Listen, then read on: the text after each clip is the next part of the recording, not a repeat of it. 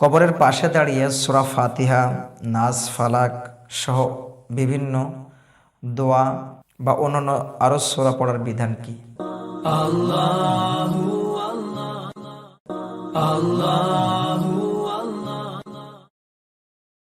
সম্মানিত দর্শক শ্রোতা মণ্ডলী, কবরের পাশে আমরা যাব কেন বা কবরস্থানে আমরা যাব কেন, এই বিষয়টা আমাদেরকে ক্লিয়ার হতে হবে। এক নম্বর, আমাদের জানা লাগবে কবরের কাছে আমরা যাব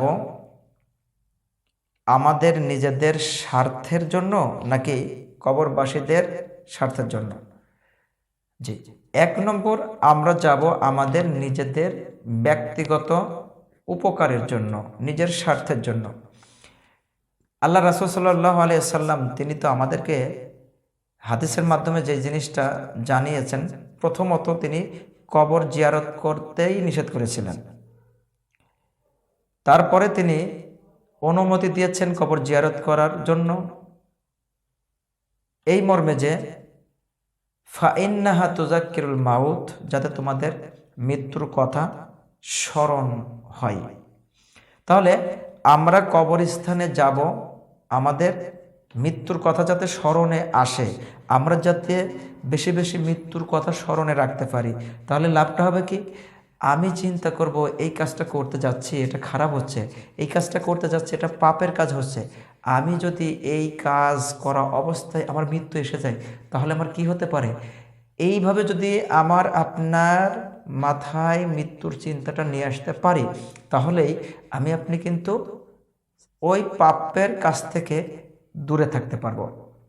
দুই, কবরস্থানে যেয়ে আমি আপনি নবীজি সাল্লাল্লাহু আলাইহি সাল্লামের শিখানো দোয়া পড়ার কথা বলা হয়েছে, সেই দোয়া পড়তে পারি কি, আসসালামু আলাইকুম ইয়া আহলাদ দিয়ারে মিনাল মুমিনিনা ওয়াল মুসলিমিনা ওয়া ইন্না ইনশাআল্লাহু বিকুম লালাহিকুন।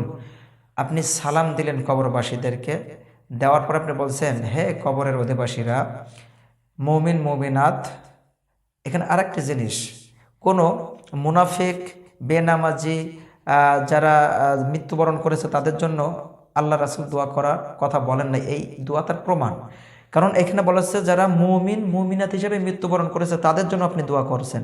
আল্লাহ রাসূলের দোয়াই এটাই শিক্ষা দিচ্ছে যে যারা মুমিন মুমিনাত তাদের জন্য দোয়া করছেন যে ওয়া ইন্না ইনশাআল্লাহু বিকুম লালাহিকুন, তোমরা যেই পথে এসেছো, যেখানে এসেছো, আল্লাহ চাইলে যে কোনো সময় ইনশাআল্লাহ আমরাও তোমাদের সাথে মোলাকাত করব। মানে কি, একজন মুমিন একজন মুমিনাত তারা যে মৃত্যুবরণ করেছে তারা তো নিঃসন্দেহে মুমিন মুমিনাতরা যাবে জান্নাতুল ফিরদাউসের অধিবাসী তারা।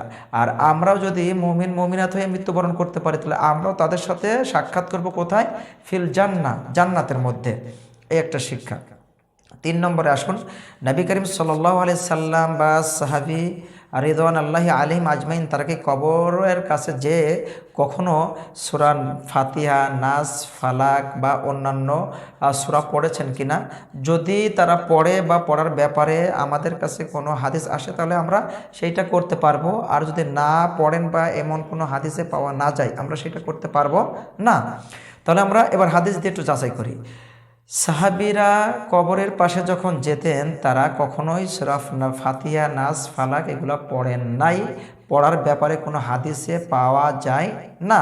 তাহলে আমরা যদি এই কাজটি করি তাহলে এটা হয়ে যাবে কি নতুন আবিষ্কার ধর্মের নামে। আর ধর্মের নামে যদি এই নতুন আবিষ্কার আমরা কোনো কাজ করি সেটা হয়ে যাবে বেদআত। আর বেদআতি কাজ করলে চূড়ান্ত পরিণতি হবে কি, জাহান্নাম।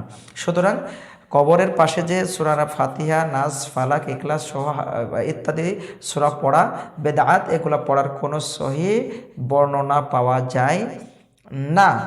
সুতরাং এই সমস্ত কাজ থেকে আমাদেরকে দূরে থাকতে হবে। আসসালামু আলাইকুম ওয়া রাহমাতুল্লাহি ওয়া বারাকাতুহু।